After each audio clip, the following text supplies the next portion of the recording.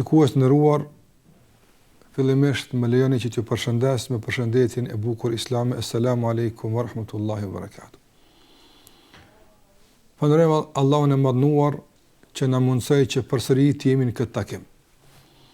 Dhe lutë Allahun xhalla xhelaluhu që takimet tona t'i bën të bekuara, të na shpërblen për kohën, mundin, dëgjimin, durimin, gjitha ato që i bëjmë këtë drejtim së bashku, lutë Allahun xhallahu ala që Zoti na paguon këtë mund. Edhe juve që ndëgjoni, edhe neve që flasim, e të gjithë neve së bashku, Zoti xhallahu ala të na bashkon gjithmonë në punë të mira. Lavdatat, bekimet qofshin mbi mësuesin e njerëzimit, të dërguar në fundit Muhammedin sallallahu alaihi wasallam. Dhe mbi të gjithë ata që ndjejnë këtë rrugë deri në fund të kësaj bote. Shikues të nderuar, kemi filluar në emisionin e kaluar se të flasim për dukuritë negative. Këto dukuri që po ngulfatin jetën tonë vazhdimisht. Këto dukuri të cilat po na shkaktojnë shumë probleme, po na e humbin ngrohtësinë familjare, po na humbin raportin shoqëror, po na humbin shumë gjëra. Dhe rrëdhëmisht nga kjo, edhe kuptimin e jetës në përgjithësi. Andaj jemi të detyruar që të flasim për të gjëra. Jo vetëm në kuadër të një misioni, por të flasim për to kudo që të jemi. Të flasin arsimtarët në shkollat e tyre. Veçanërisht tash me fillimin e vitit ri shkollor, të çdo rastin, në çdo land, në çdo lami, në çdo rast, të flasin nxënësve për këto dukuri të këqija. Që t'i ruajnë këtë nxënës, t'i ruajnë këtë nxënëse, t'i ruajnë djemtë tonë, vajzat tona, nga përfshirja në këto dukuri negative. Ata janë të ri, ata mund të gabojnë, ata mund të rrshqasin. Po ne jemi të obliguar si prindër, ne jemi të obliguar si mësues, ne jemi të obliguar si më të vjetër që të kujdesim për ta, t'i ruajmë. E ruajtja më mirë bëhet duke u folur për të këqijat dhe shëmtueshmërinë e këtyre dukurive negative. Andaj e munduar që në emisionin e kaluar të flas për rrezikun e madh që na kanoset me përhapjen e këtyre dukurive negative. Nga si të gjithë njerëzit janë të pajtuar se kemi rrezik të madh nga to. Dikush mund të thotë, po kjo është e keqe, por nuk është aq sa që të flitet për ta. Nuk është aq e madhe sa që ju po e prezantoni. Duhet jemi të bindur se rreziku i tyre është i madh. Po na rrezikohet familja, shoqëria, vendi nga vërshimi i dukurive negative. Andaj e përmenda se në takimin e kaluar kemi folur për rrezikshmërinë e dukurive negative. Sa janë të rrezikshme ato? Sa rrezikohemi ne me përhapjen e tyre?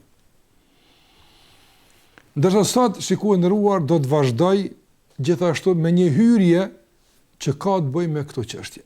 Para se të filloj të flas në detale për ato që mendoj se duhet t'i trajtojmë seriozisht. Duhet të flasim për to seriozisht. Duhet t'i demaskojmë ato dukuri. Duhet t'i shfaqim të shëmtuara si janë, të rrezikshme si janë, të këqija mu si janë, që njerëz të kenë rastin të kuptojnë drejt se përballë çfarë rreziku gjenden. Ande para se të filloj të flas për detalet e këtyre dukurive negative, edhe sot shikues nderuar do të flas për një çështje që ka të bëjë me këtë temë në përgjithësi, dhe që edhe këtë emision e konsideroj si hyrje në trajtimin e këtyre temave. Për çfarë bëhet fjalë shikues nderuar? Unë fola se janë të rrezikshme, ka rrezik të madh, rrezikohemi me përhapjen e dukurive negative. Mirë po, çka i shkakton këto dukuri negative? Pse përhapen këto tek njerëzit? Nga se nuk mund të miren me simptomet, Nuk mund të mirëm me rezultatet. Në qoftë se nuk i trajtojmë shkaqet. Çka po i shkakton këtu duke ne pse këtu të na pse? S'kan qenë më herët kështu në këtë formë. Pse a thua vallë? Kë duhet të trajtojmë? Andaj shikojnë ndëruar pikërisht sonte me lenin Allah të madhuar, aq sa na jepet mundësia mbrana kohës që kemi në këtë pjesë të parë të flas për shkaqe që lehtësojnë përhapjen e dukurive negative. Ato janë shumëta, të mëdha, të vogla, të ndryshme, të lloj-llojshme që shkaktojnë përhapjen e dukurive negative. Mirë po unë dua të mundohem që të fokusohem në disa prej tyre me disa sqarime jo të zgjeruara, por sa për të kuptuar drejt se çfarë kam për qëllim më që do ta përmendim me lenin Allah të mënduar. Shikues nderuar, shkaku kryesor i përhapjes së shumë të këqijeve në shoqërinë tonë. Shkaku kryesor i përhapjes së dukurive negative në shoqëri është ignoranca. Njerëzit nuk janë të informuar sa duhet për shëmtueshmërinë e këtyre veprave. Njerëzit nuk janë të informuar sa duhet për pasojat e këqija dhe fatale që u asillin këto dukuri negative. Më tregoni shikues nderuar, për shembull, sa u flitet fëmijëve tanë në shkolla. Sa? Kush thot po u flitet, ç'është sa? Sa janë të informuar të gjithë fëmijët në vazhdimsi të informuar pa shkputje për rrezikun e immoralitetit, për rrezikun e drogës, alkoolit, duhanit, veshjeve të mërshme që i shohim në rrugën tonë, pamjeve të shëmtuara, që mendojnë se zbukuron me to, ato janë pamje të shëmtuara. Një vajzë të zbulon deri në atë mas trupin e saj, ajo është shëmtim. Mund ta bën për zbukurim, mund të jetë ta llogarit zbukurim. Ajo është shëmtim. Ajo është shëmtim i krijesës së Zotit xhalla xhelaluhu. Qase Allahu xhalla wala nuk e ka krijuar që të dalë ashtu. E për shëmtueshmërinë e shumë dukurive tjera. Njerë në vjet, dita ndërkombëtare për shembull e kësaj, ju flitet pak edhe ku janë mediat, ku janë televizionet, ku janë institucionet, ku janë të gjithë së bashku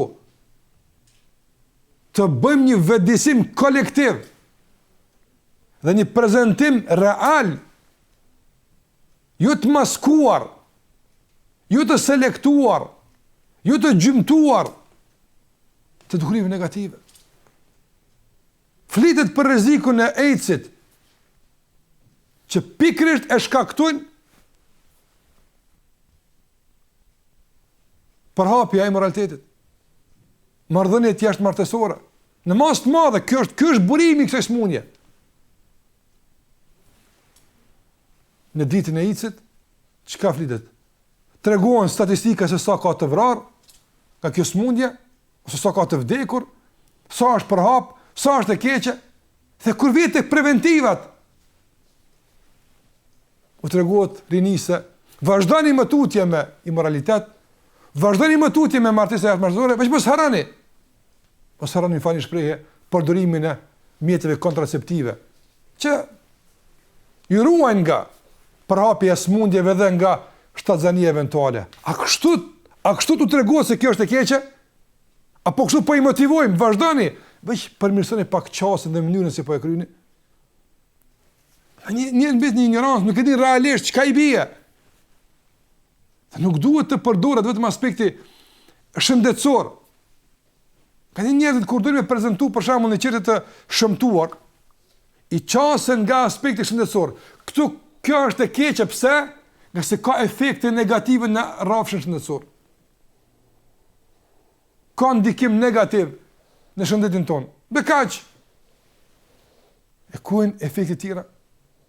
Ku janë efektet sociale, ekonomike, fetare, në raporte me Zotin xhalla xhelaluhu, në të gjitha trajtimet e këtyre temave fatkeqësisht rrallë herë, është hoxhallar kur flasin. Për ashtu aspekti fetar raporte me Zotin xhalla xhelaluhu. Nuk ka rëndësi, a hidhrohet Zoti, a nuk hidhrohet Zoti, a është i kënaqur Allah me këtë punë, a është i kënaqur, a ka mundësi me na denu, me na vra për të punë. A ka mundësi me u bereqeti mes neve, lumturia. Kjo është më rëndësi. Ky efekt nuk është më rëndësi. Nuk ka më rëndësi. Kjo është thelbësor esencial. Dhe shumica e njerëzve dinë se kjo mund është e keqe, veç nga një aspekt. Për shembull, dukuri negative është e përhapja e kamatës. Përhapja e kamatës është dukuri negative. Shpesh kur trajtohet kjo trajtohet nga aspekti ekonomik. Kaq kjo rrezikon ekonominë e vendit ton, janë ndoshta ato kamat e larta, më të larta në rajon ku e di çfarë, dhe kjo është e tërë që fulit për kamatën. A dim na fetarisht, na jena musliman? Na musliman? Na jena të obliguar që të dim rrezikun e këtyre dukurive edhe në rrafshin e përkatësisë tonë fetare. Sa na dëmtojnë fen ton. Këse ka shumë njerëz nuk din. Shumë njerëz nuk din realisht çfarë dëmi u sjell kjo dukuri në rrafshin fetar. Këse me siguri, për latë për tyne, do të largoheshin me këtyre dukurive. Mi pa nuk u bën përshtypje shumë dëmi në rrafshin shëndetësor, apo ekonomik, apo social. Në rrafshin fetar e din se përgjithsisht është haram, po ne fal Zotit s'kem çka më bë. E mor fund. Andaj ignoranca. Të folit e pakt për të gjëra. Unë nuk dua që ne, duke folur për dukurit negative, të tmerrojmë popullin. Jo kështu. Të vetëdijsojmë. Dhe mendoj se ka dallim mes tmerrimit dhe vetëdijsimit. Njeriu që tmerran me legjërimin e tij është ai që stërmadhon një çështje që s'është dukuri. Apo e stërmadhon rrezikun e saj. Nuk është aq e rrezikshme, po e stërmadhon njëri më largu. Ky tmerran njerëz.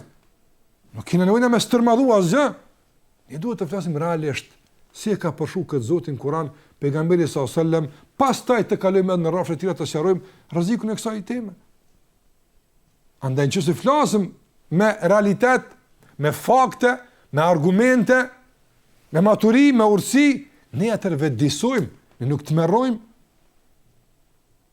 Në qoftë se vetë dukuria është e tmerrshme, sido që ti e prezanton, atëherë kjo nuk ka të bëjë me mënyrën e prezantimit, po ka të bëjë me vetë shëmtimin e dukurisë që e ka.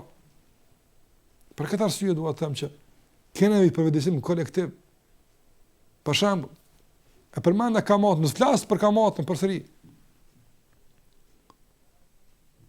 Nuk po flas në rrafshin ekonomik, as nuk jam ekspert e kësaj lamie. Nuk po flas për dëmin që e sjell kamata në rrafshin social, e në rrafshe tjera, jo. Po flas, po i drejtohem muslimanëve dhe muslimaneve. Atyre që ndihen si musliman dhe muslimane. Po u them se ju e dini se kamata është haram. Po është haram, po e din, po mirë. A keni ndëgju hadithe të pejgamberit sallallahu alajhi wasallam kur flet për kamatën? Po keni ndëgju diçka? Çek një hadith po e tregoj. Muhamedi sallallahu alajhi wasallam ka thënë dirham riba. Muhamedi sallallahu alajhi wasallam ka thënë një dirham, valutë, monedha asaj kohe. Thuaj 1 euro në këtë kohë. 1 euro riba, kamat. 1 euro. Kamat me marë. Ose me dhonë, njëjtën këta. Nga se pejgamberi ka mallku atë që jep, atë që e merr, atë që ndërmjetëson, atë që dëshmon, këti ka mallku pejgamberi sallallahu alajhi wasallam. Ka thonë Muhamedi sallallahu alajhi wasallam, 1 dirham riba. Një. Ashaddu inda Allah. Është më e rëndë tek Zoti në mëkat. Min 36 zanje. Se 36 herë njëri me bo zina, amoralitet. Qysh? Qysh të tërë? Ja, qysh të s'këna një kur? Po këtë për e thëmë mëne, se s'keni një, ndaj edhe me letësi i bojmë këtë punë. A ke ndëgju se i dërguari sa zonë ka mallku njeriu që merr kamat?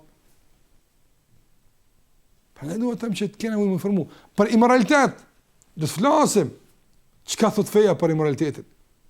Për këto dukuri negative. Hadithe, ajete, të merrohesh.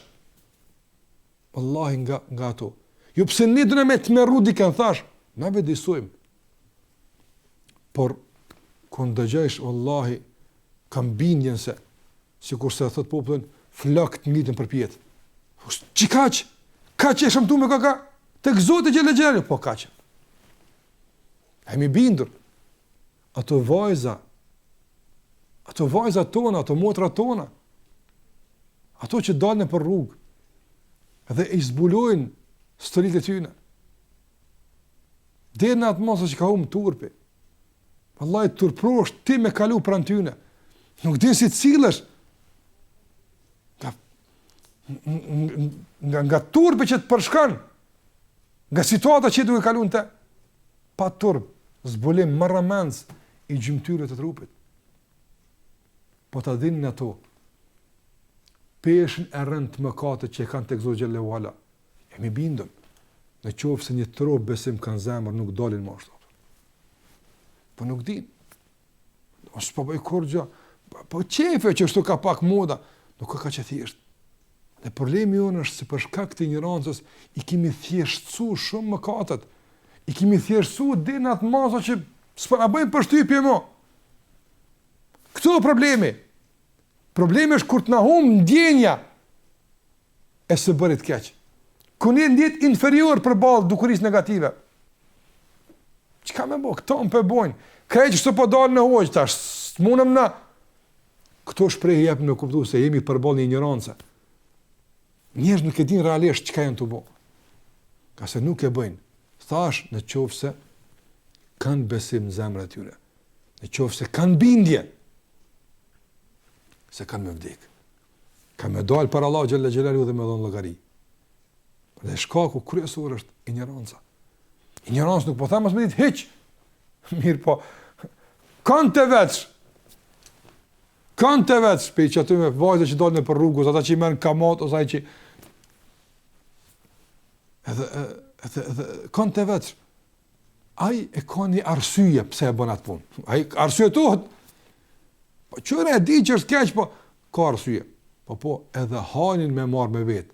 Pse po vjen edhe ai ka një arsye. Asnjëherë hanin nuk thot, për shembull, apo valla duhet me myt mu me vëra çka kombona atë. Sot vëlla kërkosh. Ka pa i hajnë është e merr advokatin, e pagun me mbrojnë gjë që ky pa faj është. Ka shkuar me të vjedh, edhe këshir me dole pet u pastër atë. Ai deri ka vra njëri ka myt. Pa kurfar arsye. Ja dha angazhon advokat dhe baja gjë që zonin alt, unë pa faj më atë. Gjithku ton kanë arsye atë. Por a janë të pranueshme? A janë të arsyeshme? A janë të justifikueshme? Këto që ndonëherë puna.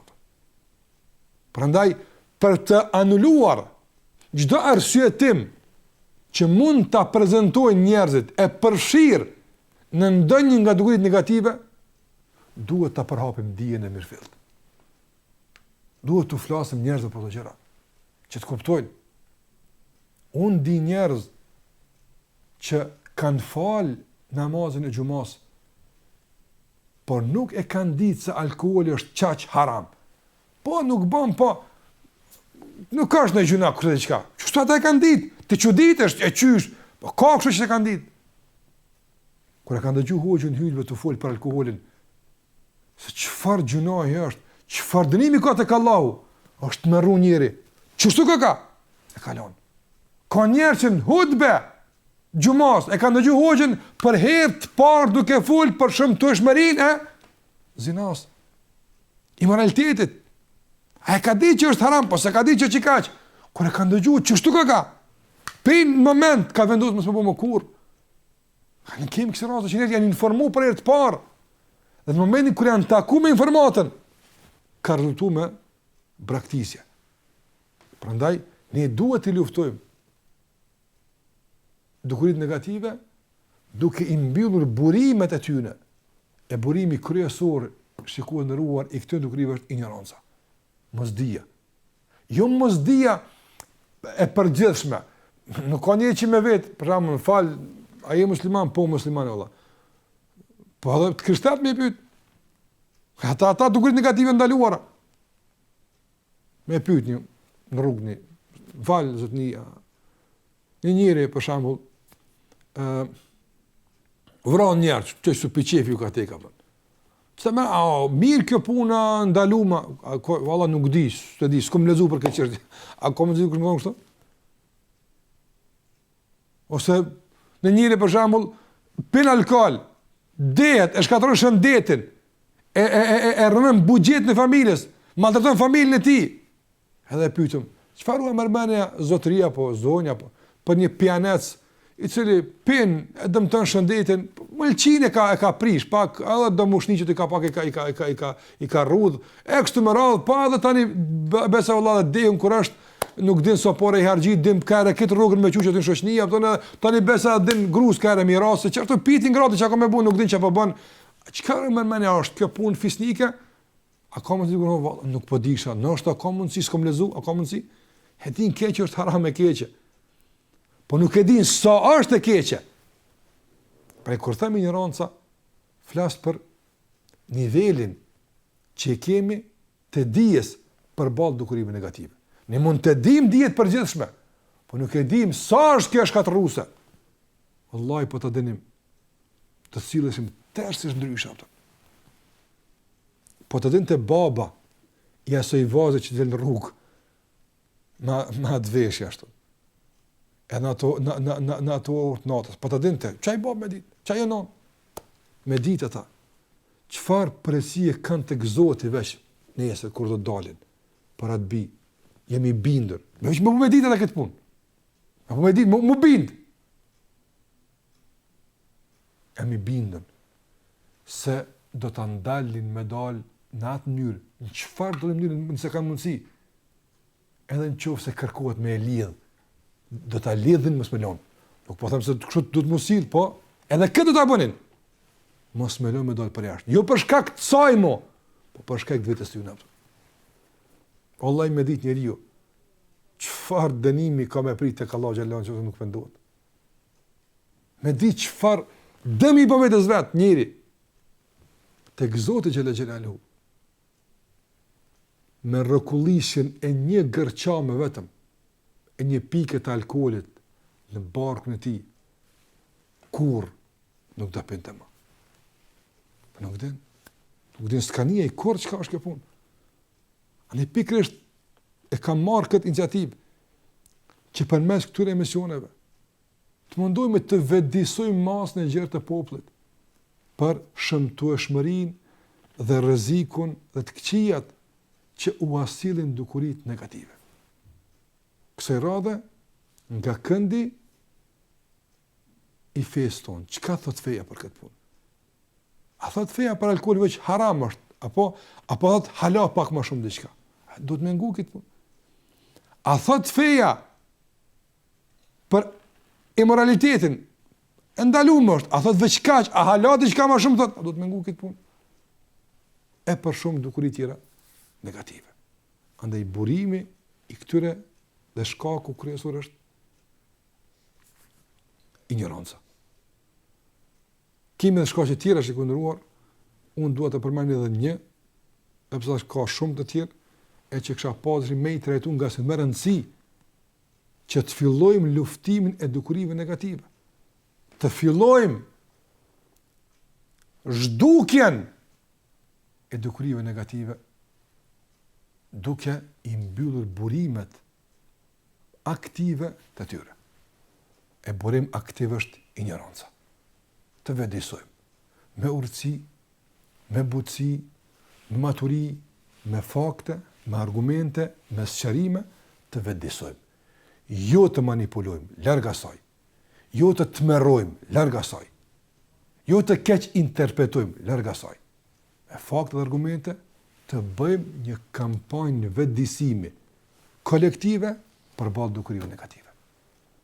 Kjo është misioni jonë. Këtë e dëshirojmë që bashkarisht ta udhëheqim këtë fushat kundër dukurive negative. Spaku, para Allahut manduar të jemi të pasur, o Zot, ti na ke pa në tokë çfarë bëjmë na. Na mundu. Na mundojshim, çka që kena pas mundësina. Na s'kena pas as ekzekutiv, as kena pas pushtet, as asgjë më nal. Ne kena pas këtë mundësi të vëdësojmë duke folur, duke vëdësuar, duke sqaruar. Këtë kemi pas ne. Në qoftë se këtë mjet e përdorim si duhet, lenë Allah xhallahu ala mund të jetë shumë efikas. Burimi i dytë, shikues nderuar, i përhapjes së dukurive negative është zbrastia shpirtërore e madhe që mbretëron tek njerëzit. Pse njëri, për shembull, pin alkool? Sa është i kënaqur? Ta po shkoj të piharë të lash, piharë galet, po pi alkool që ti po. Për këtë arsye. Ose për arsye tjera, po të gjitha sillen tek disponimi, tek shyrja e pshit. I zbrast. Pse sot gjejmë, për shembull, viktimat e dashurisë? E kalon i dashuri edhe vetvraset. Vetvraset nuk ka dukuri negative? Po. Pse vetvritën? Për shkaqe ekonomike. Depresion. E kalon e dashura. S'shanë më jetë. Gjitha këto vinë nga zbrastia shpirtërore. Njeriu që është i pasur shpirtërisht, është i pasur me besim në Allah nga mrena, nuk e gjunjëzojmë problemet ekonomike. Kur? Nga se aje ka një verzion të ti se si e analizon këtë gjendjet e ti ekonomike. Nuk ka mundësi njeriu i cili është i mbushur me besim, e ka shpirtin fisnik, nuk ka mundësi ky njeri të prek në nderin e njerëzve të tjerë. Nga se nëse nuk e ka gruan e tij, bën sabër, po nuk njollos nderin e vet, nga se ka pasuri shpirtërore. Nëse ka gruan e tij, mjaftohet me të e nuk prek në nderin e tjerëve. Edhe ajo gruaja tjetër, ajo që den në për rrugë, e vajza, e femër, që den në për rrugë, të reklamoj atë që Zoti xhallahu ala ja ka ndaluar ta bën kështu. Pse e bën kështu? Me çka të ekspozohet tjetër? Ajo është pasuria vetme që e ka fatkeqësisht.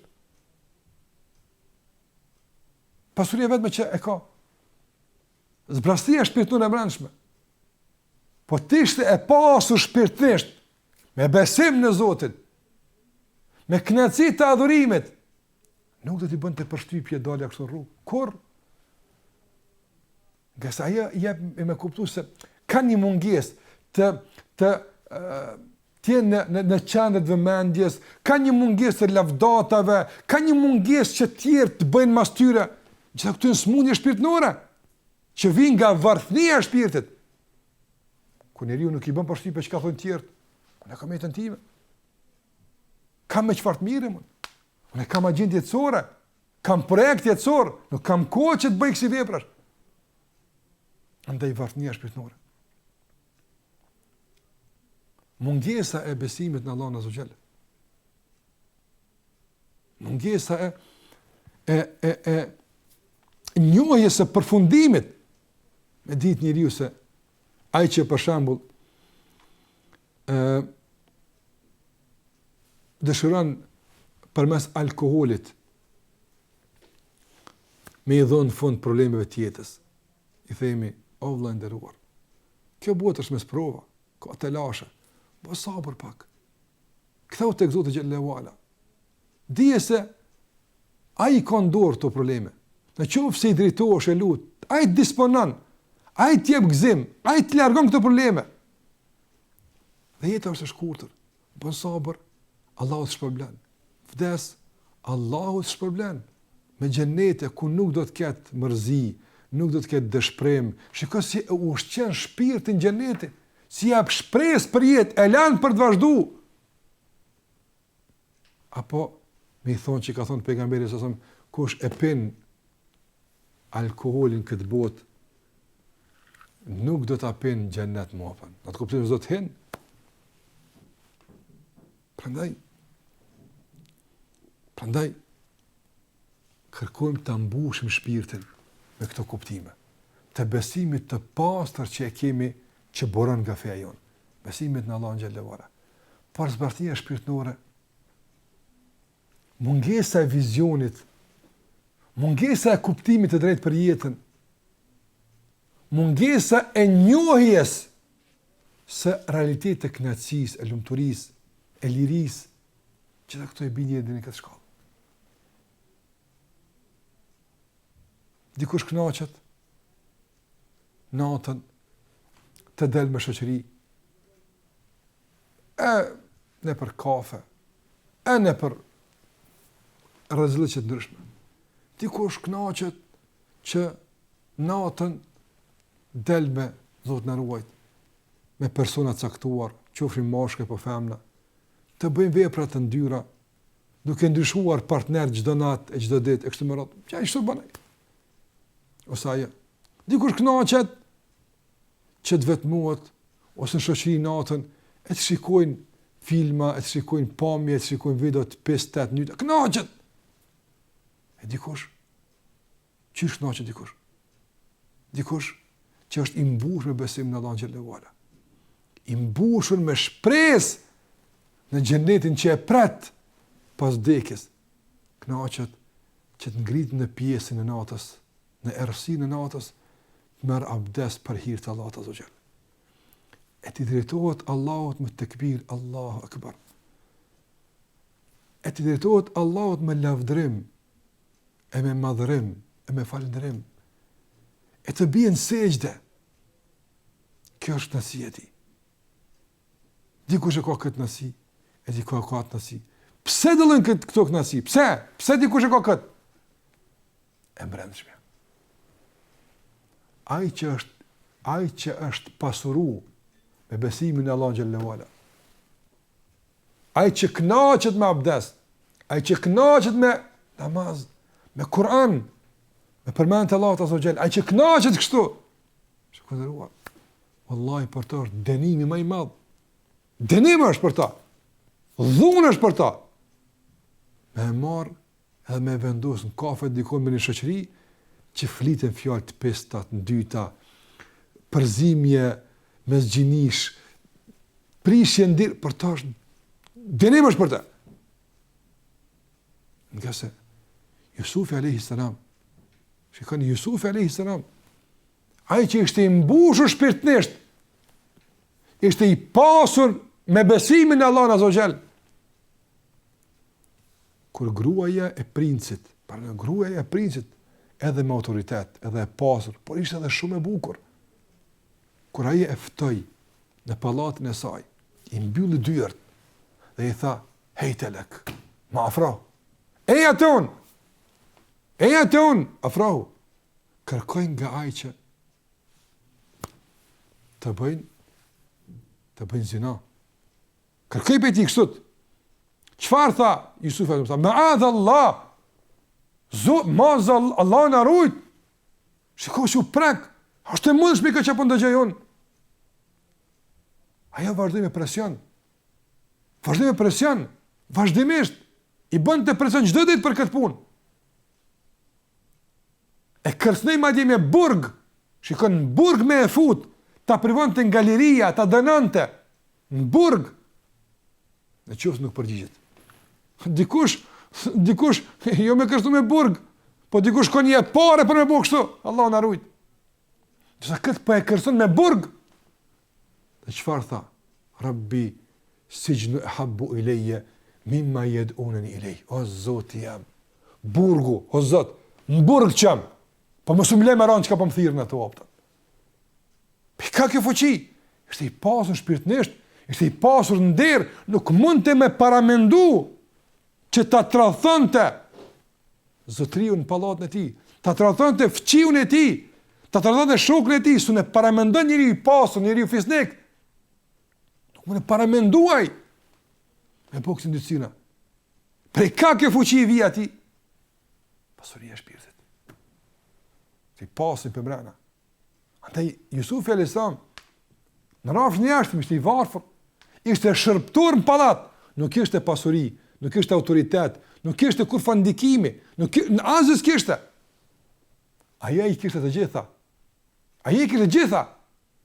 Por shiko, nuk i kërtën punë ato. Aja u bë robnesh e Jusufit, ju gjunjëzua. Tha të lutem prana. Kush ke fuqia pushtetit e pasunisë? U gjunjëzua para epshit saj. Pse? Se nuk i kishte realisht ato nga brenda. Fuqia, autoriteti, pasunia, ato i kishte nga jashtë ato. Pra ato s'kishin lëshur rrinë mrena, që ajo të udhëheqte me to. Fatkeqësisht, udhëheqte pasuria me te, udhëheqte autoriteti me te, sikurse të shumica e njerëzve. Dhe e shpion këtë drejgje, u gjunjëzua para Jusufit. Dhe tha më prano të lutem. U gjunjëzua para ti, duke kërkuar që atë boshllëk të brendshëm shpirtënor, që nuk ishte mundësi ta mbushte as pasuria e saj, as autoriteti i saj, mendonte se do ta mbushte ky djalosh me bukurinë e tij. Kështu mendonte ai. Por ky ishte i pasur nga brenda, nuk i bënte përshtypje bukuria e saj, nga se nuk ishte rob i bukurisë. Nuk i bënte përshtypje autoriteti i saj, nga se nuk ishte rob i autoritetit. Nuk i bënte përshtypje pasuria e saj, nga se nuk ishte rob i pasunisë. Por ishte i lirë. Edhe pse në aspekt një jashtëm ishte shërptor, por nga brenda buron liria, nga brenda buron lumturia, nga brenda buron fuqia. Ta mësimo nuk gjunjëzohet kur. Kur? Nuk mund ta gjunjëzoj muslimanin kur, me çfarë do presioni. Ka se fuqia ti buron për mrena. Ibn Temi thoshte, xhenetin e kam mrena, në këtu mrena është xheneti, jo, mund të më prënë nga liria e jashtme, nga liria e lëvizjes. Po, mund të më prënë nga ushqimi i bukës, mund të më ndalni, këtë mund të bëni me fuqi. Po nuk mund të më ndalni ushqimin e përmenjes së Allahut, që është ushqim për mu, kompenzues për atë që po më ndalën një. Liria që po më privoni për isaj, për mu është me alternative, kompenzueshme. Madje esenca e kësaj lirie është liria e brendshme. Ndihem rob i Allahut. Nuk jam i kushzuar me asgjë nga epshet e kësaj bote. Jam i lirë. Nuk më prangos as epshi. Nuk më prangos as dashuria e rrejshme e njerëzve. Ndaj njerëzve. Nuk më prangos autoriteti absolutisht. Jetoj pa autoritet. Jetoj pa pasuni. Jetoj pat. Jam i lirë. Ka si jam rob i Allahut azza wa jall. Kur mungon kjo pasuni e brendshme, jemi të varfër shpirtërisht. Atëra oferta e parë që na bëhet, punësohemi si rob në ndonjë fushë të epshit, përgjigjemi fatkeqësisht. Se i varfër ashtu është. I varfër ashtu. Andaj nuk është i varfër ai që nuk ka kafshat goje. Jo. Nuk është rob ai që është i burgosur. Jo. Rob është ai që e ka robnuar epshi i tij. Rob është ai i varfër, është ai që e ka varfënuar epshi i tij. Ky është i varur, ky është i rob. Për të shikuar në ruar, duhet që krahas vetëdijsimit dhe luftimit të ignorancës të mbushim njerëzit me mbushje shpirtënore. Të besimit në Allahun azza wa jall, të lidhjes me Allahun te bareka o taala, të kënaqësisë së madhe të adhurimit ndaj tij, të përuljes ndaj tij, të pasurisë së madhe që akumulojmë vetë tona kur themi la ilaha illa Allah, kur themi subhanallah, kur themi Allahu akbar. Përmendim një Zot që është më i madh, që çdo gjë është në dorën e tij. Me përmendjen e tij qetësohen shpirtat tonë. Me përmendjen e tij ushqehemi, trimrohemi, lirohemi e kështu me radhë. Mungesa e kësaj na bën rob. Dikën të cigarës, dikën të alkoolit, dikën të Allah na ruaj rrugëve të këqija, amoraliteti e kështu me radhë, e dikën të autoritetit, e dikën të rob, varësi që nuk mund të ndahet prej saj. Kur? Atëherë kur nuk e ndin varësinë prej Zotit. Allahu e dënon që të ndihet i mvarur pastaj për gjërave të tjera që e dëmtojnë këtë botë dhe e shkatërrojnë botën tjetër. Këtu janë dy shkaqe për mëna, ka ende të tjera. Ndoshta do të vazhdojmë edhe një emision të flasim për shkaqet apo nuk e di. Të hym drejt në detajet, po sidoqoftë, kjo ishte ajo që patë mundësi personte, shikojnë ndruar ta përmendim në kuadër të këtij emisioni dhe kohës që e patëm të lejuar për të folur për këtë temë, nga se duhet që të japim edhe hapësirë për shikues në ruar që të inkuadrohen me pyetjet e tyre. Por pata të shkishë të bëj një elaborim, shpresoj që jeni ndarë të kënaqur dhe shpresoj që kemi përfituar të gjithë nga kjo për temën që ishim duke folur. Shkaqet që sjellin apo lehtësojnë përhapjen e dukurive negative. Allahu na ruajt nga dukuritë negative dhe Allahu na mundsoj që të mbyllim burimet e dyta që po e ndotin individin ton, familjen ton dhe shoqërinë tonë përgjithësi. Këtu shikojmë ndëruar e bëjmë një shkputje, e rikthehemi pastaj përsëri me inkuadrimin e juaj në këtë emision, andaj na ndiqni, Zoti ju shpëlbeft.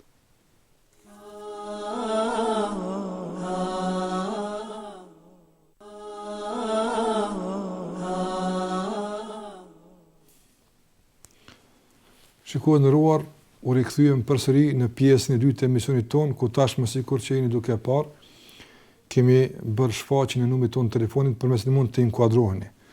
Dhe pa humbur kohë e inkuadroj telefonuesin e parë për sonte. Selamu alaikum. Aleikum selam ورحمة barakatuh.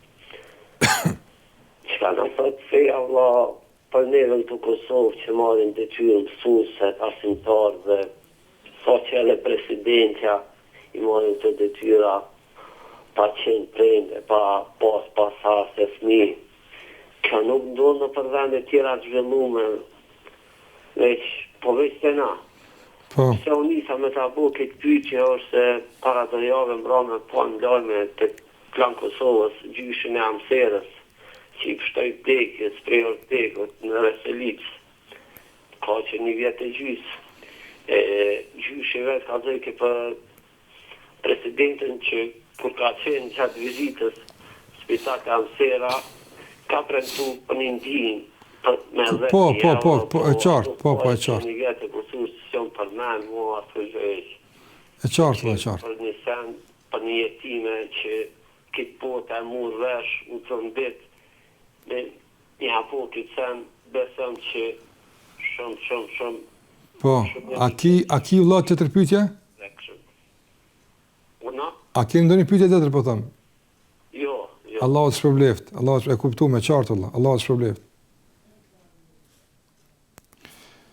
Sa i përket, unë nuk dua që të flas për persona, individa të caktuar, kur do qofshin ata, por mirë është që të flasim për probleme si problem. Domethënë dhe në kuadër të asaj që pyetsi bëri, unë e kuptova që janë disa probleme. E para, domethënë që në vende ku kërkohet të ketë emocione, të ketë dashuri, sipas pyetjes nuk është mirë që domethënë të jenë ato detyra, njerëz që nuk e kanë provuar dashurinë familjare, nuk e kanë provuar të jenë nëna, të jenë baballar. Nuk e di, në rrafshin fetar nuk ka problem që njeriu që nuk ka fëmijë ose njeriu që nuk është prind, nuk ka problem me mësues, fetarisht. Në rrafshin sociologjik apo psikologjik ka një problem, nuk e di apo. Unë mund të japi përgjigje për atë që jam kompetent, apo fetarisht nuk është haram me dhënë mësim për shembull nxënësve një djalë i ri që nuk është i martuar. Nuk ka fetarisht haram. Po, mirë me kon njeriu që ka provuar fëmijët e vet, ndoshta mund të jetë më emocional, po mund të jetë edhe kundërta. Sa përket premtimit që është dhënë për vajzën e vogël, me thonë, ata që e kanë premtuar i dinë punët e veta, dhe nëse nuk e kanë zbatuar premtimin për balla Amserës, mendoj që nuk është premtimi i parë që nuk është zbatuar si fundit apo. Ka shumë të tjerë që më rëndësi dhe kanë met pa u zbatuar, sepse edhe ky është më rëndësishëm. Po mendoj që vajza e vogël nuk ka met në atë parë, domthonë as të presidencës të kërkuit. Hamna ka kush kujdeset për të dhe besoj që jeta e saj është duke shku mirë dhe rahat edhe pa ndihmën e ndonjëkujt tjetër apo. Por mendoj që njeriu kur të premton duhet ta zbaton premtimin e vet. Kjo është fatërisht që mund ta themi ne, Allah din më së miri apo. E inkuadrojmë telefonin tjetër.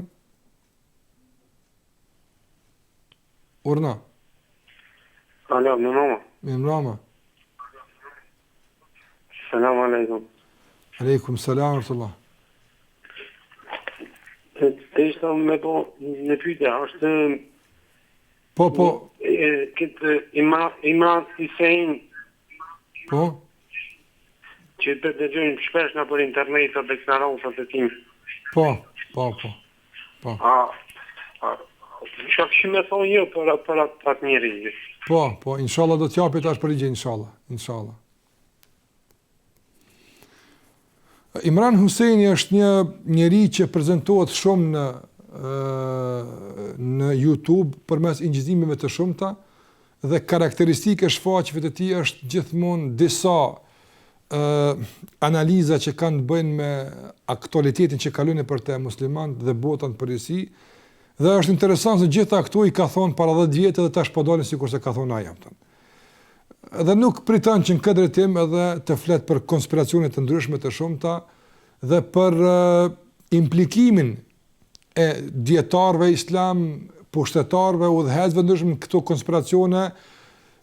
Disi çdo gjë është organizuar sipas armiqve të fesë dhe shkon tërësisht sipas planit tyne, asgjë nuk huq.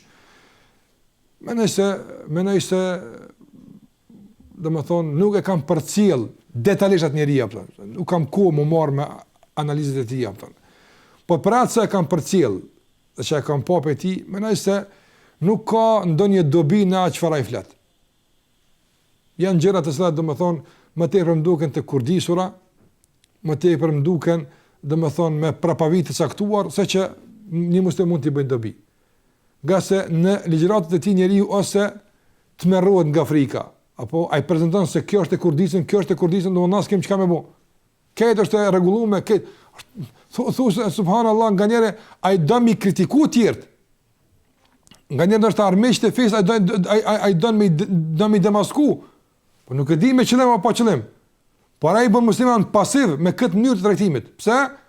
Këtë është organizuar, këtë është planifikuar, këtë ka shkuar pas planit, kjo ka ndodhur se është planifikuar para 10 vjetë, kjo këtë ka shkuar. Subhanallahu, çfarë më bëna? Na veç mund nështru. E ku është frika ndaj Allahut, ku është Zoti xhelalu ala në këtë çështje që nuk lejon plante aty që do me shkatru musliman me shku pik për fe. Ne mendoj që kjo mund të jetë edhe kurdisën që musliman të pasivizohen, edhe të armiqësohen mes vetë, askush mos i besojnë, çdo gjë është komplot, çdo gjë është e kurdisën, çdo gjë është planifikuar, ta ku mi besu.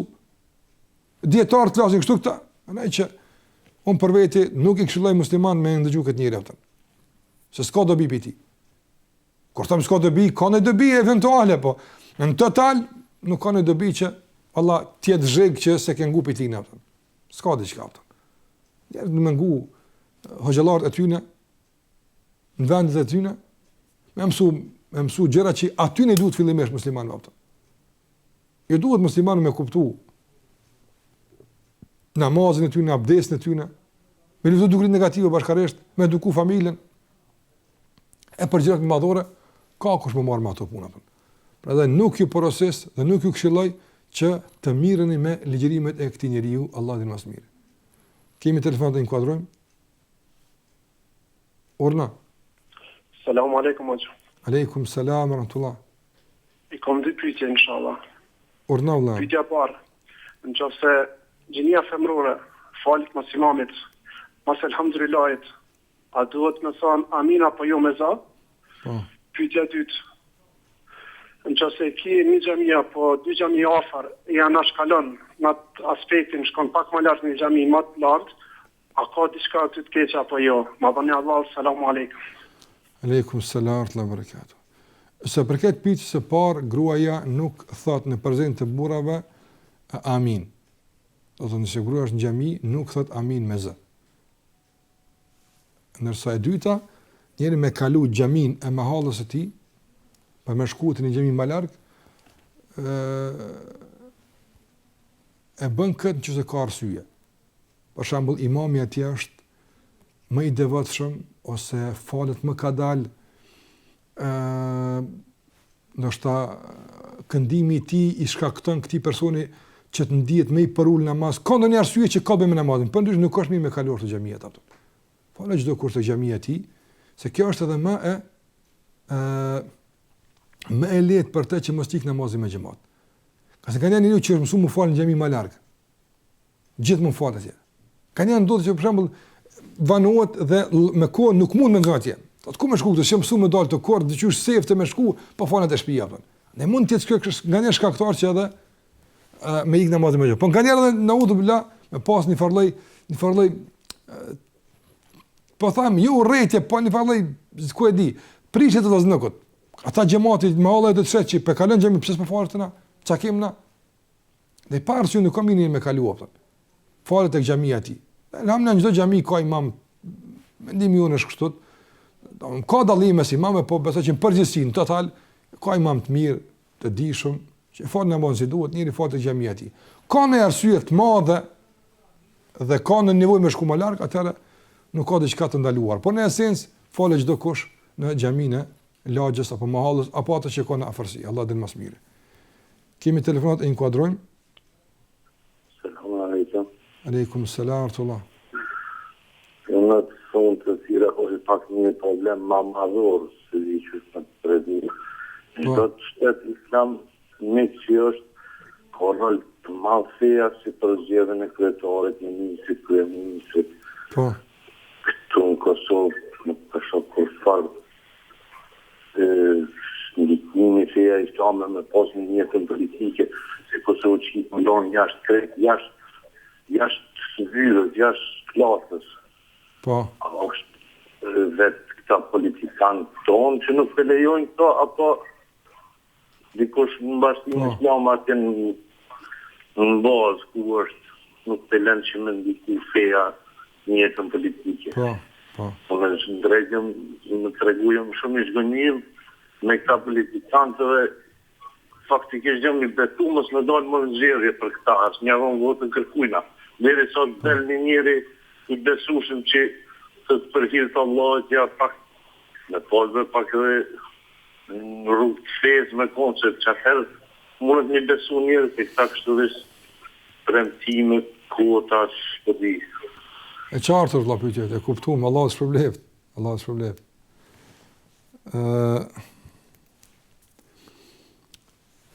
Roli i fesë në përzgjedhjen e udhëhecësve është një çështje. Dhe roli i muslimanëve në përzgjedhjen e udhëhecësve është një çështje. Feja mundet që të jetë e larguar nga ndikimi, sikurse tek ne. Me kushtetut është feja s'ka ndikim.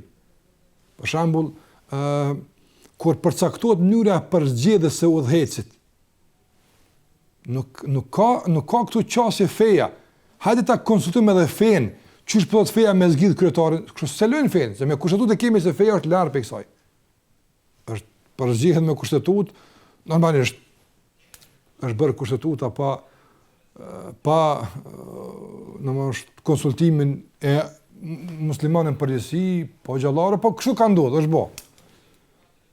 Dhe është bërë, domthonë, shtet i cili e ka nda me kushtetut fen nga qeverisja. Gjithashtu domethënë kemi edhe në anën tjetër, për shembull, në programet e atyre që kandidohen për kryetar, gjithashtu aty nuk përmendet feja. Madje konsiderohet një lloj shkelje nëse njerëzit e përdorin fen për të prezantuar programet e tyre zgjedhore. Prandaj feja për momentin nuk është një herë në diskutim. Dhe këtë problem besoj që duhet me trajtu, por dikun tjetër dhe dikur tjetër. Me muslimanët që janë 96% e këtij veni. Muslimanët e këtij veni a kanë mundësi me ndiku, po kanë mundësi shumë me ndiku. Dhe ata nuk i nol askush. Nëse me kushtetut ndalohet përzierja e fesë në përzgjedhjen e kryetarëve ose deputetëve, nuk mund minol kurkush musliman me përzgjedh. Krejt ata që dalin me votu ditën e zgjedhjeve, ndoshta spaku 96% total janë deklaruar se janë musliman. Ata mundën me ndiku. Ata e dinë se me fe është ndaluar vjedhja. Ata e dinë se me fe është ndaluar padrejtia. Ata e dinë se me fe është ndaluar mashtrimi. Ata e dinë këto krejt. Andaj, a mundemi ne si musliman që në bazë të asoj që e dim nga feja nëse është ndaluar, ti ndeshkojmë njerëz të tillë nesër në vota, na mundemi. Kush na ndon neve si musliman bë këtë? Askush. Ne kemi drejt votojmë. Kjo drejt na garantohet me kushtetut me çdo gjë në këtë vend. Prandaj nëse musliman duhet jemi, nëse po flas si musliman, grupi i caktuar, si popull që jemi musliman, po flas si popull, jo si xhamati i xhamis, xhamati i madh, si popull. Duhet të vëdësojmë më tepër për përkatësinë tonë islame. Dhe ta shfrytëzojmë këtë përkatësi në përcaktimin e udhëhecësve tonë, që të jenë ata që janë të drejtë, të jenë ata që janë korrekt e kështu me radhë. Prandaj për këto nuk na ka faj, edhe mendoj që nuk duhet me menu ashtu, se bashkësia islame ka një rol negativ në këtë rrymë, larg asaj. Hoxhallarët që i përkasin bashkësisë islame dhe punojnë në hijen e saj, vazhdimisht mundohen që njerëz t'i vëdësojnë, t'u flasin, se si duhet me qenë vendi jonë, si duhet të luftojnë dukurit negative, si duhet jetë kjo tash. Normalisht nuk mund hoxhallarët në hutbë në xhamia me fol kundër partive politike edhe kundër kryetarëve komune. Ja, nuk është kjo çështje ne duhet ta bartim në atë vend. Mirë po, nëse ndëgjon hoxhën se për shembull drejtësia ka rëndësi të madhe në zhvillimin e shtetit, atëherë ti kuptoj se njëri që është i padrejtë s'u vjen kryetarit kur flet për këtë e për atë e kështu me radhë, e kupton se çfarë është roli yt, ku duhet më dhon votën. Për këtë arsye them që ne si musliman duhet të jemi më të organizuar në këtë drejtim dhe të luajmë një rol më konstruktiv si shumicë absolute që jemi në këtë vend, që ky vend të qeveriset nga njerëzit të cilët edhe janë fetar, edhe janë të drejtë, edhe janë të ndershëm, edhe janë të gjitha. E këtë rol nuk na ndalon kurkush. Këtë s'na ndal kurkush, ose ndal kurkush ti. Kurkush me dhunë s'u thot vetë për çfarë për e ki këtë drejt. Prandaj para se të flasim për, domethënë, a na lejon dikush apo nuk na lejon, apo na ndalon dikush, na duhet të flasim për vëdësimin tonë. Na si musliman, si absolut, si shumicë absolute duhet të them, në këtë vend që jemi, si popull, apo duhet të vëdësojmë më tepër se si duhet të përzgjedhim dhe si duhet ta shpërblejmë të mirën dhe atë që ka kontribuar, dhe si duhet ta dënojmë dikën që hala pa në pushtet na lufton. Hala pa i dhon zoti kur gjaj të kallzon ka udhën. Allah tash me atë në kry, dinë kujt pe japni çka po bani. Nëse këto gjëra na duhet vetë i rregullojmë para se të mendojmë se dikush do të vijë nga jashtë na i rregullon. Allah din më së miri atë. Kemi telefonat të inkuadrojmë. Selam aleikum. Aleikum selam tullah. Hoç do të më bëni fiqe. Po urna Allah. Unë tash në shkollë. Po. Edhe kur është vakti namazit xhumas. Aha. Unë në shkollë, dhe nuk më fal. Çfarë bë? Po e qartë Allah, e qartë. Inshallah do të mundohemi tash me don përgjigje inshallah. Subhanallah. Vjet në kujtohet gjatë tërë vitit shkollor. Kemi pasur pyetje. Ose janë për shamia, ose janë për namaz, ose gjatë verës s'kemi pasur pyetje. Pse njerëzit kanë shumë të lirshëm me adhuru Allahun xhallahu ala. Shiko, dita e parë e shkollës sot rikthehen problemet e vjetra. Të rikur me këto probleme. Të rikur njerëz kanë me kont shtypur në këtë drejtim. Dikush e qysh tash gjumon natë pranë kena mësim të mërshu. Rregullone. Rregullone, është më shumë rregullu këtë çështje. Nuk duhet unë me ardhë ose hoxhallar më ardhën në shkolla më rregullu se si ju ja garantoni të drejtat elementare në nxënësve të juve, nëse kjo punë e jona. Por adhurimi i Zotit, shprehja e besimit të lirshëm është e drejtë e garantuar me çdo kujt. Andaj duhet gjitha institucionet të punojnë këtë drejtim që t'ua garantojnë këtë drejtë. Me orare të caktuara të punës, me ditë, që në këtë kohë ka mundësi të ketë nxënës që falen. E dua të them që vllai nderuar, mundohu që të bisedosh me arsimtarin e orës që ke në kohën e xumos, t'ia bësh të qartë ose para kësaj me kujdestarin e klasës, apo me ardhe dhe prindin që të përkra prindin, nga se nga kanë prindis përkra, po inshallah kia që të përkra, edhe me marrë me shku në shkollë të drejtori i shkollës, me asëqaru se birja me falë gjumon, a ka mundësi që në këtë kohë të lirohet, s'paku gjysmë ore, shkon të falë namazin, kthehet me një herë, e kështu me radhë të bëhet një zgjidhje, jo veç për ty, po për gjitha që falë namazin gjumos. Mendoj që ti duhesh ta bësh atë që takon, të mundohesh maksimisht, përpjekesh, e në qofë se të mbyllën dyert dhe të rrezikohet shkolla, atëherë ti e fal drekën, ndërsa ai që të kanë nal nga shkuara në xhumë e merr përgjegjësinë e këtij gjinoje. Ti shfrytëzoj gjitha rrugët. Por jo tash më jeni me thonë që unë e fal xhumën edhe në hupsha shkollën, s'po themi kështu, larg asaj.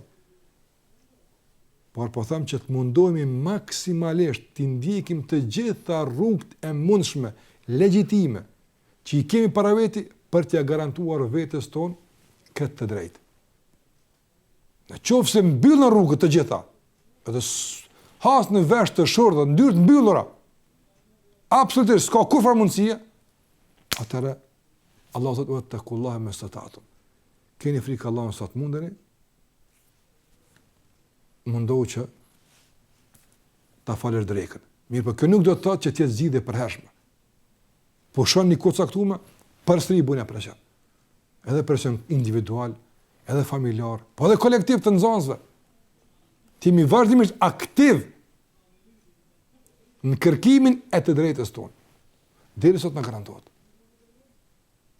Ne nuk ushtrojmë dhunë, nuk po dëshirojmë t'ia cënojmë dikujt të drejtën, nuk po dëshirojmë të prishim larg asaj, por po e refuzojmë dhunën që po bëhet me neve. Po e refuzojmë cënimin e të drejtës tonë. Dhe këtë po e kërkojmë vazhdimisht. Andaj mendoj që kjo është një problem shumë më i madh se që mundesh ti si nxënës me e kriju Allah. Qëse kjo ka të bëjë me sistem, kjo ka të bëjë me koncept, kjo s'ka të bëjë veç me ty apo. Po ka të bëjë komplet me sistemin që funksionon këtë drejtim, e që ky sistem fatkeqësisht është i mangët në këtë drejtim, i mangët në garantimin e të drejtave themelore të lirive dhe të drejtë njeriut kur bëhet fjalë për fen. Andaj na sa bëhet për shamia, sa afrohet puna të fulet mirë për shamia, një komision është organizuar, po bëhet mirë, e njëherë dalën nga mediat e caktuara, njëherë caktuar, më njëherë e stërmadhojnë, thotë domun kemë me vendos halifën këtu. Jo një shamimi alon gruas me mbajt në kokën e saj. Ka rryma të ndryshme destruktive që punojnë këtë drejtim fatkeqësisht për cenimin e këtyre drejtave. Por ne duhet të punojmë, të jemi aktiv vazhdimisht nga të gjitha anët dhe pozitat që kemi, të punojmë, duke shfrytzuar të gjitha rrugët e mundshme të lejuara që kemi, që t'ia garantojmë vetes tonë atë të drejtë që kemi të garantuar çdo kund në botë. Prandaj vëllai dashur, bënë mundin se të mundesh, angazhohu, përpjeku, fal. Mundos paku të bësh presion edhe me sukses. Ka njerëz për shembull me koni dop në sukses atë ti tu na në shkollë sun po kaloj aty të mungu, ka i mund më në çmu kështu. Por kur je i shkëlqyshëm, kur je shumë i sjellshëm, kur je i urtë në shkollë, s'ki probleme, nuk ki dosje, mendoj që edhe kur të kërkon, kërkesa jote e ka një trajtim tjetër. E po njëri bën probleme, është i pandërgjeshëm, i padisciplinuar. Normal që selshojnë. Ata më mund të kishin marrë edhe mas orar mësimin në shkollë. Atë njëri. Ne mundom me koni disciplinuar, i urtë, i kujdesshëm. Shko kërko mirë, bisedo mirë. Le të kuptojnë se një meti e falë, se ka njerë ka dhe dyshojnë, se shumë e keq përdorin, dalin për gjuma, ka problemet shumë të në këtë drejtim. Ne mundom me seru që shduash, të ke fundit, mbështet në Allah xhallahu ala dhe bëre atë që është e mundshme. Bëre atë që është e mundshme, duke insistuar dhe këmbgul gjithmonë në kërkesën tënde legjitime. Qëse një gjuma s'u më dal, ani falë drekën atë ditë, por tjetër gjuma kërkoja përsëri. Dhe mos u ndal se kërkuari kur derisa të garantohet e drejta e jote. Mendoj se me këtë kërkesë vazhdueshme, me këtë presion të vazhdueshëm, me lenin Allah xhallahu ala, spaku për Allah ta zil arsyetosh se ti e ke bërë tëra që është e mundshme për ta fal gjumon. Nëse ndodh tjetra, besoj që nuk ndodh inshallah, atëherë spaku të kesh arsye tek Allah xhallahu ala për fal e namazit të drekës, Allah dhe mësmiri. E inkuadrojmë në telefon tjetër që është duke prit që kohë të gjatë, inshallah në bën halal. Selam aleikum. Aleikum selam wa rahmatullah. Jam një vëllë musliman. E kom në pyetje. Po valla, urna po të ndëgjojmë. Mi Antoni Armir Sam. Ati smut për marqis zez, për të ireve. Po, A është me katë me shkutën e ho, shkutën e polto. po e qartë, e kuptova. Tash ndëgjojmë pyetjen inshallah. Tash ndëgjojmë përgjigjen. Inshallah. Këto smurjet, domthonjë që po ankohen shpesh ndëgjuesit nga sehri, nga magjia, që kanë probleme. Njerëz nga derti i tyre trokasin në dyert të ndryshme. Dhe jo rrallëherë gabojnë në këto dyert duke trokitur tek falltorët, tek magjistarët, tek matrapastët e ndryshëm që keq përdorin hallën e njerëzve për përfitime materiale. Andaj vëllai nderuar, është rrepsisht e ndaluar, haram është me shku tek falltorët. Është haram me shku tek magjistarët. Por duhet me shku tek hoxha i cili është i shkolluar, i devotshëm, i njohur, i cili bën trajtimin e këtyre smundjeve me mënyra të lejuara fetare. Me lezu Kur'an, me lutje nga lutje që ka bërë pejgamberi sallallahu alajhi wasallam, kaq. Prandaj mundesh nga regjia pas përfundimit të emisionit të marrësh numrin e njërit nga këta xhallarë që ne besojmë ta se bëjnë punën si duhet, ta marrësh numrin tek ata, tek regjia dhe që të kontaktosh pastaj me atë hoxh, të bësh një termin, ta dërgosh të afërmin tënd që është i smut dhe shpresoj se me një trajtim ato të disiplinuar dhe të vazhdueshëm do të shërohet me lejen e Allahut të mëdhenuar. Allahu ju ndihmoft. Kemi telefon të rrallë që inkuadrojmë. Selam aleikum. Aleikum selam ورحمة I kam disa pyetje hoc. Pyetja e parë është rreth abdesit. Po. Kur marr abdes, domethënë goja dhe nun e marr me e mushit njëtin grosht. Edhe për shriti 3 herë normal. Edhe deshta me ditë a lejohet që kem mënyrë. Po. Pyetja e dytë është namaz. Kur jemi në kohë, deshta me ditë ç'është duhet më bëj vendosja e durve. Nëse ka mundësi me praktiku në njërë që me kuptu ma mirë qëta. Edhe pyetja e fundit është e përmendet hoqë ma herët çështjen e kamatës.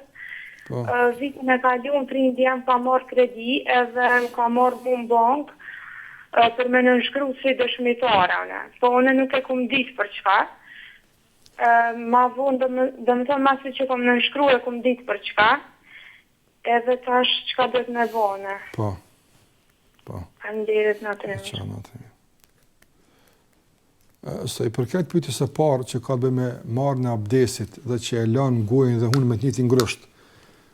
Domthonë këtë me të njëjtin grosht po e kuptoj në dy mënyra. Çdo do qoftë do të japë përgjigje. Nëse bëhet fjalë se gojën edhe hundën e lën me dorën e djathtë me të njëjtin grosht, apo nuk prish punë. Por mirë është që ta futësh me dorën e djathtë ujin hunë e ta nxjerrësh me dorën e majtë. Kjo është praktikë në rregull. Në qoftë se bëhet fjalë e mush, domethënë grushtin me ujë dhe e fut ujit në gojë dhe me të njëjtin ujë që në këtë grusht e lan edhe hunën, s'prish punë. Në rregull është, bën që të lahet goja dhe huna të njëjtën kohë me të njëjtin grusht, me të njëjtin sasi ujë që ke marrë për gojë. Bën mulo dhe huna, nuk prish punë. Madje kjo është transmetuar nga pejgamberi sallallahu alajhi wasallam se kështu e ka la gojën edhe hundën e tij. Nuk prish punë. Andaj dy kuptimet e larjes së gojës me një grusht mendoj se u qartësuan inshallah. Asa përkat vendosë duarve gjatë namazit, normalisht për gruan nuk ka mos pajtim të ulemat se vendosja e gruas, vendosja e duart e gruas duhet bëhet do të thotë mbi gjoksin në këtë mënyrë. Andaj edhe dietarët e mëdhëpit Hanefi që është mëdhëp drejtim juridik zyrtar tek ne, do të thotë preferojnë dhe thonë se për gruan është sunet të vendos duar mbi gjoksin e saj. Por kanë mos pajtim se përket mashkullit, ai vendos duar në kërthiz apo mbi kërthiz, kjo është çështje do të thotë që nuk duhet, sikurse e kam sqaruar vazhdimisht, të ngritet pluhur i madh, ka se tek e fundi vendosja e duarve dhe lidhja tyre është sunet i pejgamberit sallallahu alajhi wasallam, dhe njeriu i vendos aty ku është bindur se është më e saktë. Dhe kudo që i vendos në bazë të bindjes së tij, kjo nuk ka ndonjë ndikim në saktësinë apo në vlefshmërinë e namazit të tij. Kjo është më rëndësia. Edhe sa përket pyetjes së tretë, atë që e ke bërë pa dije, Allahu xhallahu ala do të thotë e fala që e ke bërë pa dije. Po nëse e ke bërë edhe me dije dhe ke qenë edituar nga prindi, edhe këtu inshallah je e falur nga se s'ke pas të rrugdalje, edhe pse duhet me rezistu. Por nganjëherë mund të jenë pasojat e mëdha, dhe mund të jetë shumë e rëndë me dhunë, me detyru prindi, se ka këtë mundësi, por nëse ke bërë diç nga padija apo edhe ke bërë me vetdije, pendohu tek Allahu i manduar dhe vendos që mos ta përsërish më asnjëherë, dhe mendoj se kjo është e mjaftueshme që të pendohesh tek Allahu xhallahu ala, nga se Allahu xhallahu ala thot wa in tubtum, nëse pendoheni, do të thotë nëse pendoheni nga kamata, e kur thot Allahu xhallahu ala nëse pendoheni, ke i bie se Allahu e pranon pendimin. Andaj na afton që të pendohemi. Pra më afton që të pendohesh dhe gjithashtu ta këshillosh prindin tënd sa të ke mundësi që herën tjetër edhe ai mos ta përsit, por edhe për herën e kaluar ai të pendohet tek Allahu xhallahu ala, që Allahu t'ua fal për këtë mëkat dhe t'u ruan ju dhe familjen juaj nga pasojat e këqija të këtij mëkati që e keni bërë. Allahu xhallahu ala na fal të gjithëve. Kemi telefonat e inkuadrojmë. Asalamu alaykum hoç. Aleikum salam. Aleikum salam, rëllësia, e mirë. Mirë, alhamdulillah. Na kënaqem me përgjigjet mira që marrëm, edhe pyetjet interesante. Allah e shpërblet, po. Do me t'i bëj dy pyetje. Veç këto lavdata që po na i bën, njerëz mendon se po i bën për shkak të afërsisë që kemi qenë shok dhe jemi shok. Jo. Kjo do të thonë normal, të mira se hoqë kuptohet, jo? Allah është vlerë, po ka... Ma shumë këtë bëj, shkoku që ju përqeli në pjesë që vi, na e mush zemrën shumë iman me dijen që ke... Allah është përbleft. E, po ata. Ta së të fillat pyjtje, hoqë. Kalon pyjtje, po. Hoqë, që so vite kom vrejt, do më thonë, shumë njerëz dhe më thonë familje mbajnë papagaja. Po. Dhe më thonë, ata janë zoq, dhe më thonë që vinë nga Australia në gjëtësia, po ata nuk mund të bjetojnë këtu, po njerëz i marrin një stile për kafeza, a është haram ajo e qka është? Po e qartë. A është e lejo feja? E qartë, Allah. Tjetër pyetja a kjera? Edhe pyetja tjetër, po. Sa rrezik më paraqet në Islam që flet ajo vetëm hoxhanes i kpallë huduti. Po. Selam aleikum moç, Allah shpërblet për emisionin. Amin edhe ty.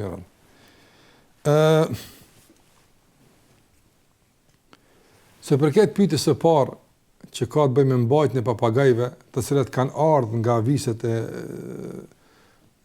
qoftë tropikale apo nxehta, nga vise që nuk e kanë klimën të ngjashme sikurse ne, dhe ato shpesh kanë nevojë për një trajtim të posaçëm, atë nëse e lëshon në natyrë, ata mund të ngordhin, nuk mund të mbijetojnë. Dhe marrja përsipër për mu kujdes për ta, edhe për stoli, edhe për ndëgjuar zërin e tyre të bukur, por mu kujdes për ta, mi ushqy, mi mirëmbajt, mendoj që nuk ka diçka të keqe inshallah. Nëse kujdesemi për ta, dhe nëse i ruajmë, dhe nëse nuk i keq përdorim. Andaj inshallah nuk prish puna, veçanërisht kur kemi të bëjmë me një lloj të këtyre krijesave, shpesve apo çfarë do qofshin ato, që domethënë kujdesi jon është shkaktar për mbijetesën e tyre. Për këto normalisht duhet kemi kujdes se disa njerëz këto kanë tejkalu kufirin e mbajtjes së kafshëve, duke mbajtur edhe qen në shtëpitë e tyre, jo për të ruajtur shtëpinë, qetë e sharrit ose qetë ndryshme që janë qetë për të ruajtur shtëpinë nga hajni, nga sulmuesi kështu më, po qetë në shtëpia e tyre i kanë bën antar të familjeve kështu më. Kjo nuk është arritje jone islame. Kjo është haram, e ndaluar që të bëhen qetë në shtëpi, nga se ka ndaluar kështu pejgamberi sallallahu alaihi wasallam.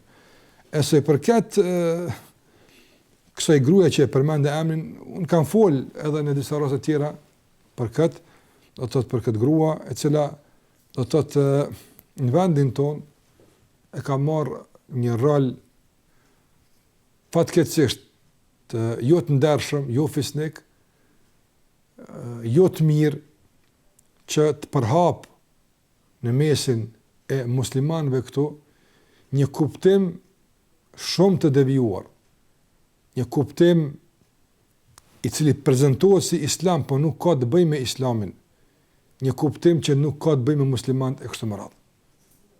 Andaj, në emër të dashurisë për ehli bejtin, në emër të dashurisë për familjen e pejgamberit sallallahu alajhi wasallam,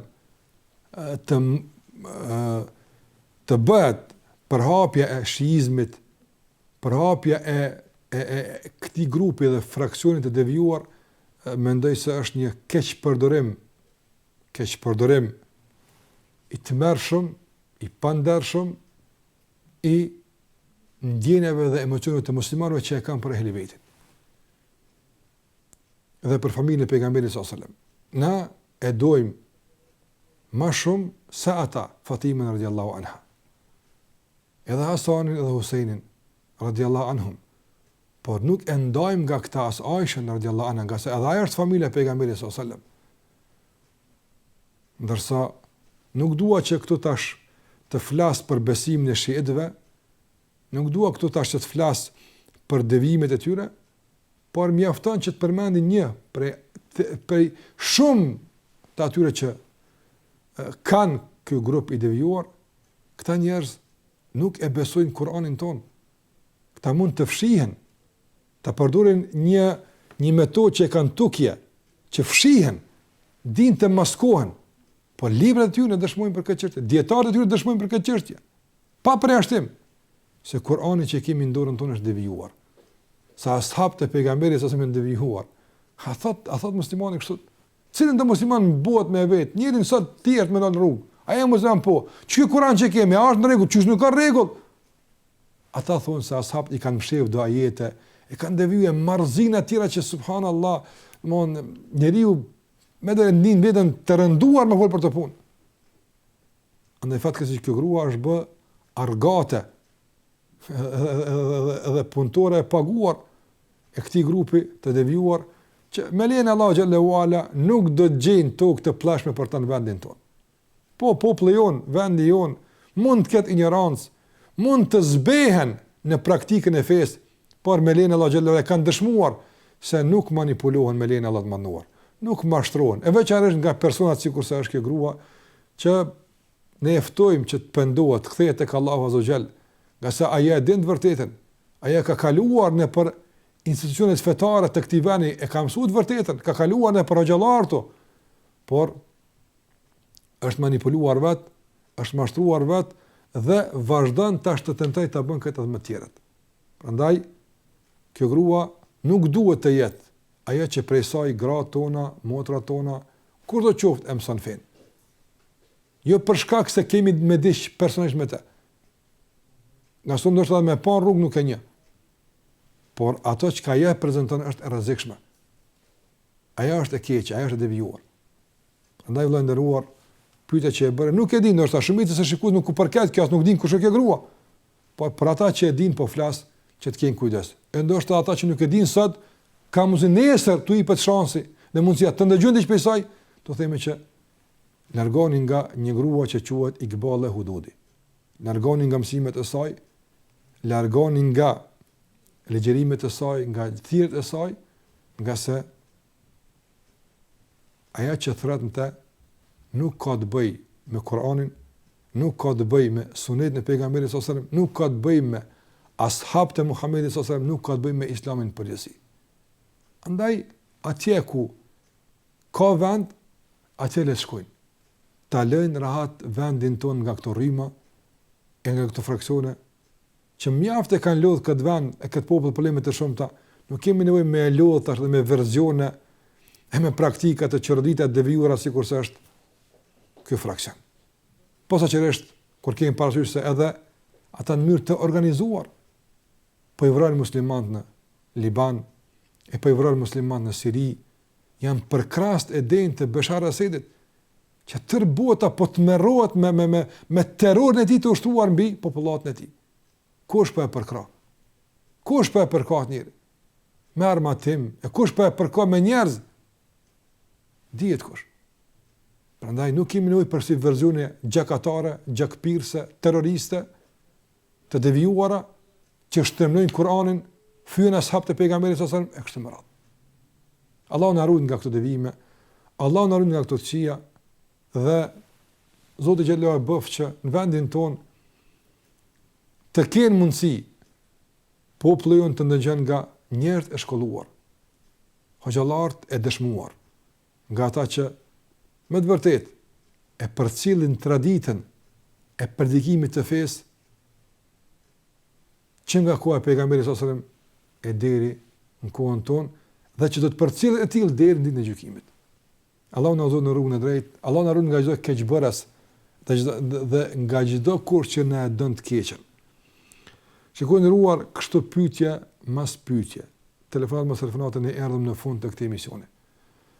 Më vjen keq për ata që kanë qenë duke pritur në linjë, apo edhe për ata që kanë tentuar të inkuadrohen, por nuk kanë pasur mundësi për shkak se ka qenë linja e zënë.